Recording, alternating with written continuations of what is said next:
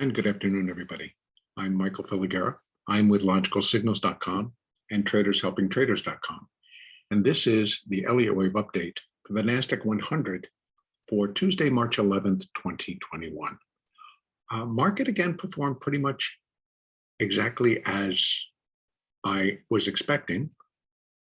And what I mean by that is that it continued to decline, which we felt very strongly about yesterday, that the moving averages were in alignment for this market to continue to go lower. It did during Globex and initially this morning during the US session. Now, I've kind of got some labeling on here that I want to go over together. So I'm going to dive right into this, that of where we are and how I'm coming to that conclusion. So this, what I'm presenting by these labeling, is both a preferred and an alternate count.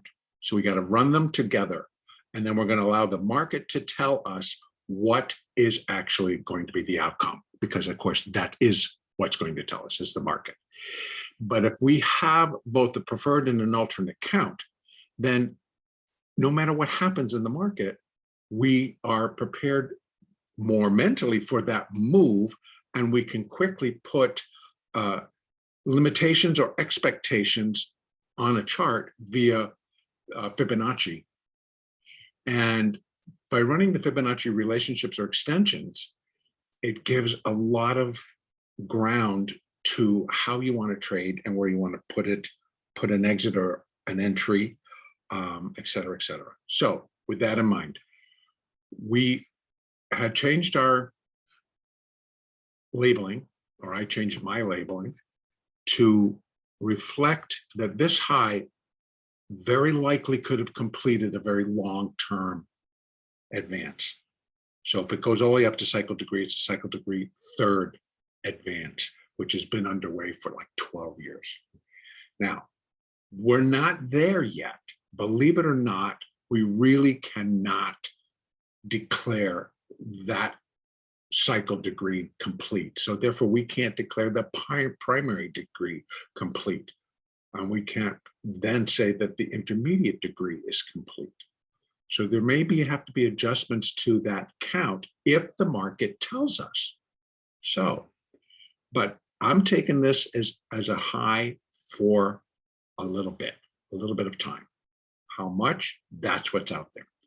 So you begin to count what will ultimately be an ABC decline. So A down, B up, C down. So as I'm labeling this, coming off 1 or A. So the very beginning of this whole thing, 1 or A. And then we have a nice rally, it's an ABC, 2 or B. Then we start to decline again. Now these are all just, I'm going to go down to the 15 minutes so that we can see that a little bit better. They are, of course, would be different, but these I just put on and then I adjust them in terms of color and size. So, but to count what we're in right now, I don't want to rush it, and I want to be try to be as accurate as I can in using my own analysis and my own knowledge of Elliott, and having doing it on this market for a while now. So starting the decline, always going to be 1, 2. Then it starts to subdivide. So you can see it's a Roman numeral 1 and a Roman numeral 2. Then it subdivides again, and it breaks into, let's say, a minute 1 and a minute 2. So we use different numbers to show the subdividing. So what this now tells you, if it truly is subdividing once and twice, okay? So it's subdivided twice, and actually subdivided 3 times, because there's 1, there's 2, and there's 3. So we have to have now an additional 5 waves, which I count. But guess what? Even within this third wave, it's subdivided again. So I literally could have put even a smaller number here and gone 1, 2, and it would have been the Roman numeral, but just with the minus sign in front of it, -1, -2, -3, -4, -5, and then it's also of the -3 of this next level up 3. So it's an ongoing process, but I wanted to detail it right now so that you could see how these building blocks really do begin to fit together. But we always allow the market to show us, allow the market to tell us. And that's also going to now help you, because you're going to see that this fourth wave, you would have run your Fibonacci's from there to there. And that would have probably helped you to define where that fourth wave is going to be. Now we've come down this far and it's up 3 on this level. So now I want to see how far this can go. So I'm going to run Fibonacci's from that high of where the wave, this whole wave started, down to here. Now, because we have to include this subdivision because it was part of the third of this next degree up. So you can see right now that this wave, which is going to be the fourth wave, so Roman numeral 4 will be here. And that's going to be Roman numeral 4 of the third wave 1 degree up.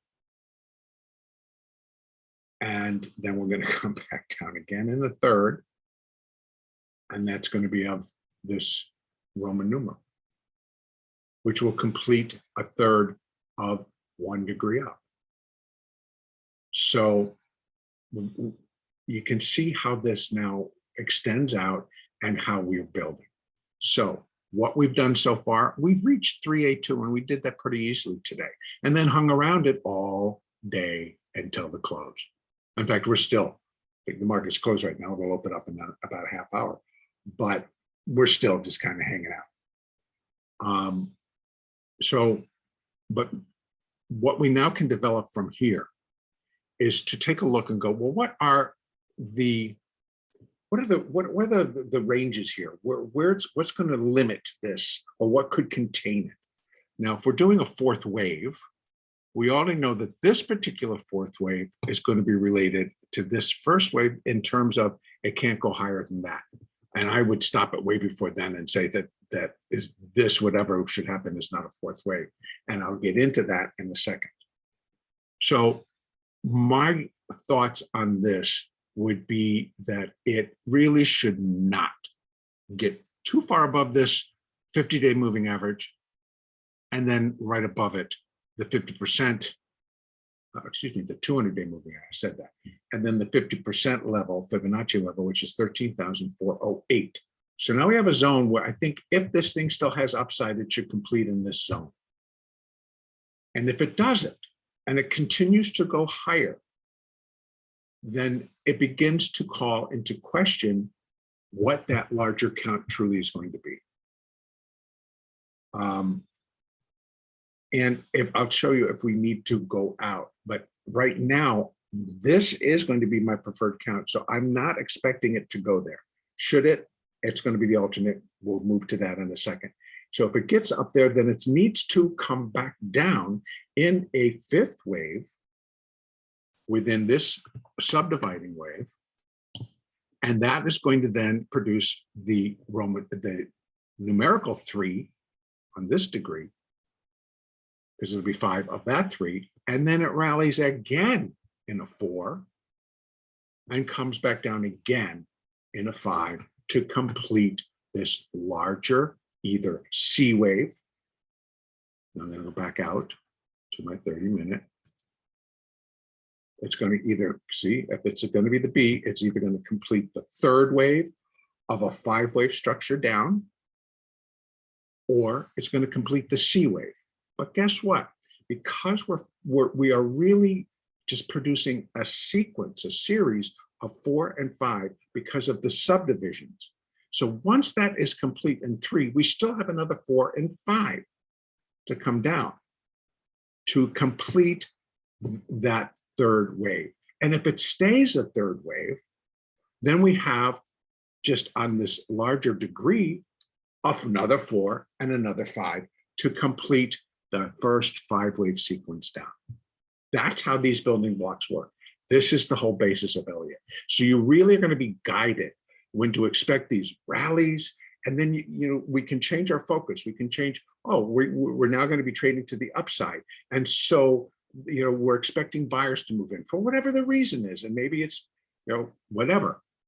And that's what we saw today. And they were decent size. They come in and they bought. They bought for a while. They quickly bought this up 200 points off of this morning's lows.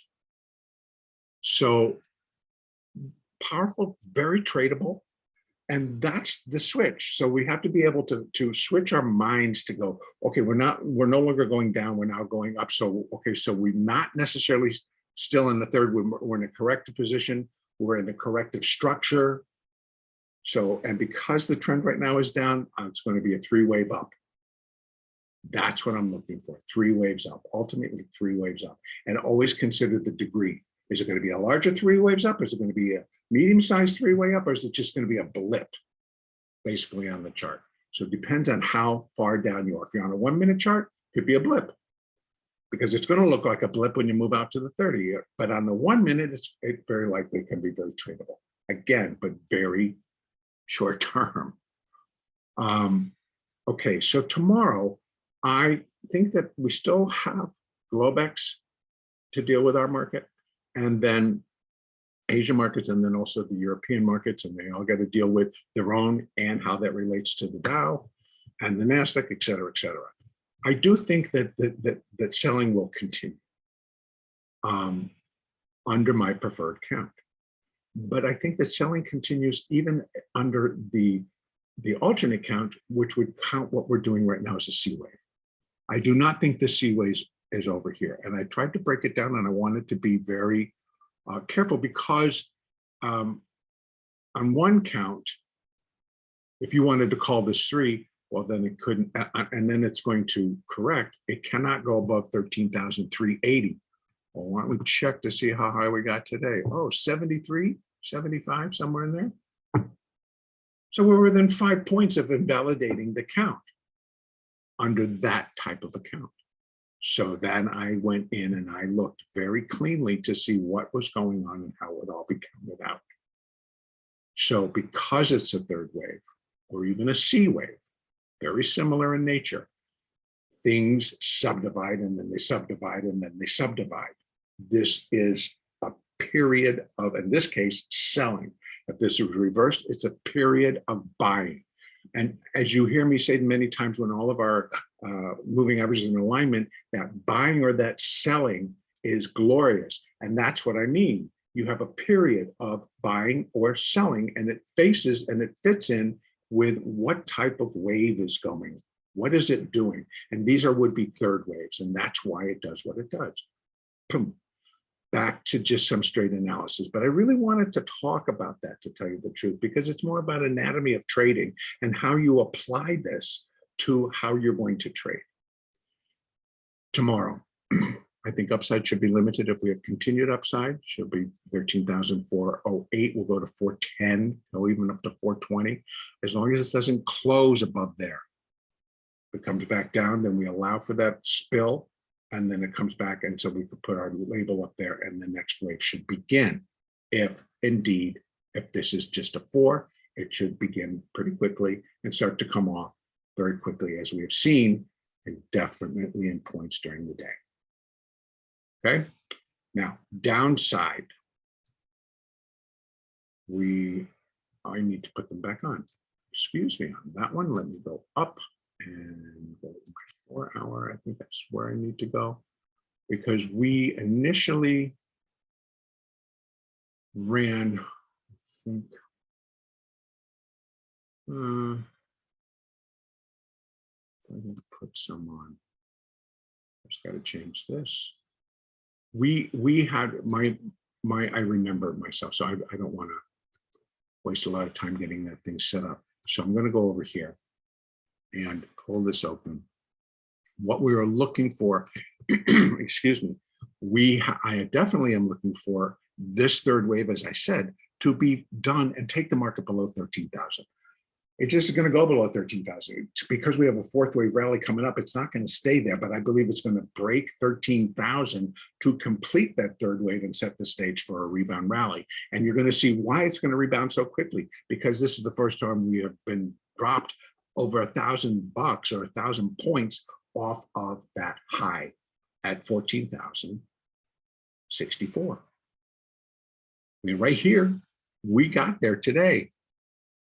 The market, this is the first time the market has dropped 1,000 points off of the high in a fairly short period of time.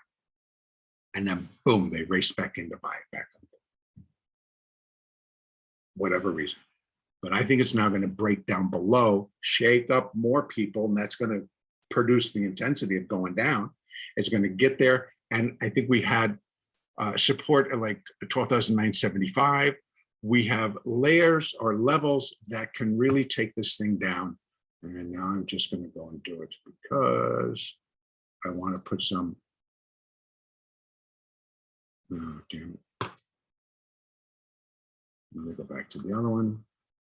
I want to put some parameters on this for us because it can be very dramatic, right? So my ultimate was that I think we come down ultimately when this third wave or C wave is all done. I think it comes down to 12,707, 708, maybe even down to 700. And that's where we will launch in yet again, either a B wave or a fourth wave. Those are going to be our choices. So I'm going to say this is one of A, two, or, and then one or A, two or B. We're now going to be finishing 3 or C. And then whatever wave 4 is going to come up, that's going to tell us if it's going to be a larger B wave or it's just going to be 4. So, you know, we've got a lot of things to expect and we'll work it out and we will deal with it. But that's where ultimately I think this could come to finish wave 3 or wave C. We're running both counts together. And that's where we're going to leave it. Have a good trading day tomorrow. Next update will be Wednesday, the 12th.